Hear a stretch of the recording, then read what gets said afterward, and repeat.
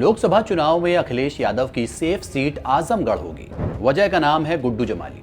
बाजी हारकर भी सियासत पलटने का दम रखने वाले गुड्डू जमाली के लिए कहा जाता है कि आजमगढ़ में उनके बिना चुनाव नहीं लड़ा जा सकता।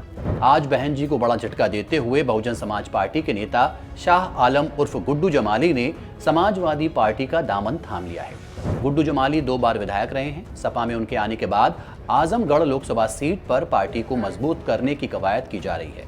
गुड्डू जमाली लंबे समय से समाजवादी पार्टी के संपर्क में थे। चलिए अब आपको बताते हैं कि कौन हैं गुड्डू जमाली और यूपी की राजनीति में उनका क्या कद है। एक वक्त आजमगढ़ लोकसभा सीट के उपचुनाव में गुड्डू जमाली की वजह से ही समाजवादी पार्टी को भारतीय जनता पार्टी के सामने हार का सामना करना पड़ा था। वो स्थानीय नेता हैं और बीते 1 दशक से राजनीति में सक्रिय हैं। राजनीति की बात हो और संपत्ति की ना हो, ऐसा कैसे हो सकता है। गुड्डू जमाली अरबपति हैं। आजमगढ़ जिले के जमालपुर गांव के रहने वाले गुड्डू की शुरुआती पढ़ाई लिखाई आजमगढ़ से ही हुई। इसके बाद उन्होंने जामिया मिलिया विश्वविद्यालय से बीकॉम की डिग्री हासिल की। उन्होंने विदेश से एमबीए भी किया हुआ है। गुड्डू एमबीए की डिग्री हासिल करने के बाद कंस्ट्रक्शन कंपनी में यानी कि कंस्ट्रक्शन के काम में उतर गए। उन्होंने रियल एस्टेट में नाम के साथ खूब पैसा भी कमाया। पूर्वांचल कंस्ट्रक्शन कंपनी के जरिए उन्होंने करोड़ों नहीं बल्कि अरबों की संपत्ति बनाई है। निर्वाचन आयोग को विधानसभा चुनाव 2022 में दिए गए शपथ पत्र के मुताबिक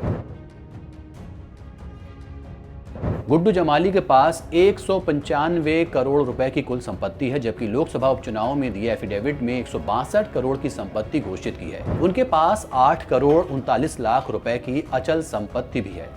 गुड्डू जमाली की मुस्लिम मतदाताओं पर मजबूत पकड़ मानी जाती है। मायावती के करीबी रहे गुड्डू 2012 और 2017 के विधानसभा चुनाव में बीएसपी के टिकट पर जीत दर्ज करके विधानसभा पहुंचे थे। 2022 के विधानसभा चुनाव से पहले 25 नवंबर 2021 को उन्होंने बीएसपी से नाता तोड़ लिया था और ओवैसी की पार्टी में शामिल हो गए थे।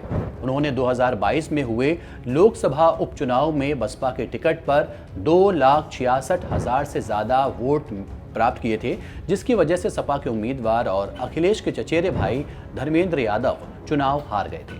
धर्मेंद्र ही नहीं बल्कि जमाली अखिलेश के पिता मुलायम सिंह यादव के खिलाफ भी चुनावी मैदान में ताल ठोक चुके हैं। शाह आलम उर्फ गुड्डू जमाली 2014 लोकसभा चुनाव में मुलायम सिंह यादव के खिलाफ चुनाव लड़ चुके हैं। उस दौरान मुबारकपुर विधानसभा सीट से गुड्डू जमाली विधायक थे।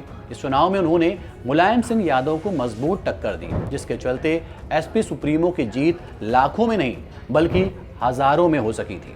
2014 के लोकसभा चुनाव में गुड्डू जमाली तीसरे स्थान पर रहे थे। नेता हो और छवि साफ सुथरी हो, ऐसा कैसे हो सकता है। गुड्डू जमाली पर भी 3 आपराधिक मुकदमे भी दर्ज हैं।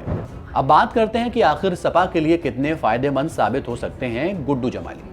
माना जा रहा है कि इस बार आजमगढ़ लोकसभा सीट से अखिलेश यादव या फिर धर्मेंद्र फिर से चुनाव लड़ेंगे। ऐसे में गुड्डू जमाली के सपा में आ जाने के बाद वहां सपा की राह आसान हो सकती है। इसके अलावा 13 सीटों पर होने वाले विधान परिषद के चुनाव में सपा गुड्डू को उम्मीदवार घोषित कर सकती है। पसमानदा मुस्लिम समाज से आने वाले गुड्डू को विधान परिषद भेजकर अखिलेश पसमानदा मुस्लिम समाज को भी साध सकते हैं। इसके साथ ही अखिलेश यादव मुस्लिम को एमएलसी बनाकर पीडीए यानी कि पिछड़ा दलित अल्पसंख्यक की अपनी मुहिम को आगे बढ़ा सकते हैं। राज्यसभा में किसी भी मुस्लिम को प्रत्याशी न बनाए जाने से पार्टी में अंदर खाने नाराजगी भी चल रही है, जिसे सपा विधान परिषद चुनाव के जरिए दूर करेगी। तो अब देखना होगा कि आने वाले लोकसभा चुनाव में गुड्डू जमाली अपना क्या कमाल दिखा पाते हैं। देखते रहिए एनबीटी ऑनलाइन।